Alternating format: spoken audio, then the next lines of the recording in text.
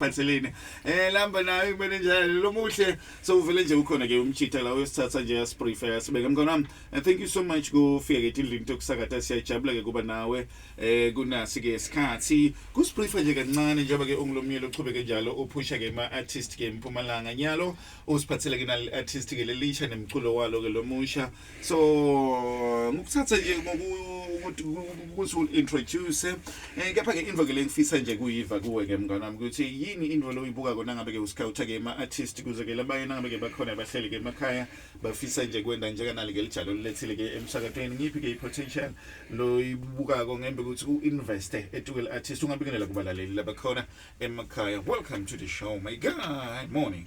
Sanibonani ngiyabonga DJ wami ukuthi sibe khona emsakatweni ku K Radio FM sibonga kakhulu support towards a local artist kakhulu ukuthi baphakame sithe lesikhathi sisebenza so sibonga leyo support ukuthi siyayithola towards K Radio kakhulu futhi isetulu kakhulu ngemandla siyabonga leyo support kokucala.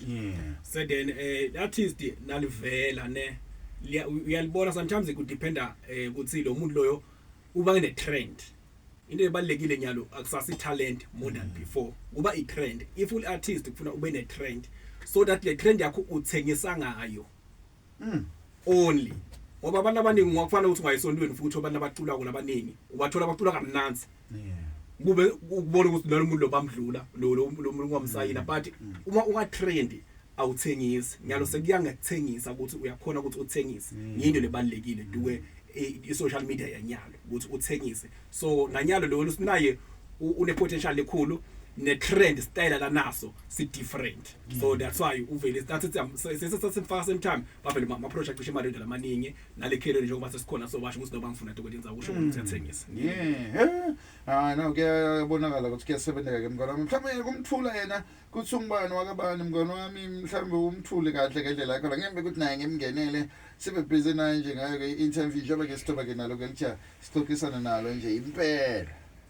ayoba wakhona lalikazi njengoba khona lana wakhona lalikazi ema19 ngumbheki emdaka bambita Nasty B lo Nasty usho ukuthi uhambisana nalo B wakhe kuthi nakuhlangana emagama abayi2 kube nabongane kwaba nabheki ehlangana lelo bathi hayi sekunasty man ngoba ngunasty B so that's why size sibe njalo then again futhi leligama lihamba nani necompetition ukuthi lifuna likube ligama lelithengisako so njengoba liso lisho ukuthi liyathengisa lelo gama lelo isNasty B yesikhona nangoku sinayimsa kwadeni mfana makubhekane uthini lapho Brian yakho uthini out yakho ngijabula ukuthi nisimukele eKeredo siyabingelela bingelela basakati siyabonga lithuba lenisinika lona nale potential lenibonako la kithi as ma producer siphakamisa imbombela siphakamisa ilikazi kanyamazane ikakhulu kade duke music ne art and culture mnganami kuna this thing lengivame nje kuyenda ke emsakatweni yabo as a musician you're doing hip hop right? Yes, I'm doing hip hop and dance music. May please kill this beat, brother. Put on your headset, Baba. Put on your headset. Put on your headset. Do your thing. Do your thing. It's about that time. It's going down. It's going crazy. Yeah. Never sprayed my city, great as I spit it. Oh no, hard feelings, hard scarred by the critics. Pedal back where my lyrics drag around the dragon light. Carry on, Baba. I went. Yeah. Hey.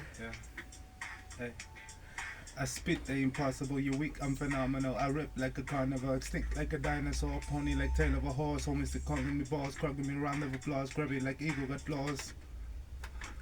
Thanks to you, my brother. Thanks to you, my brother. Welcome.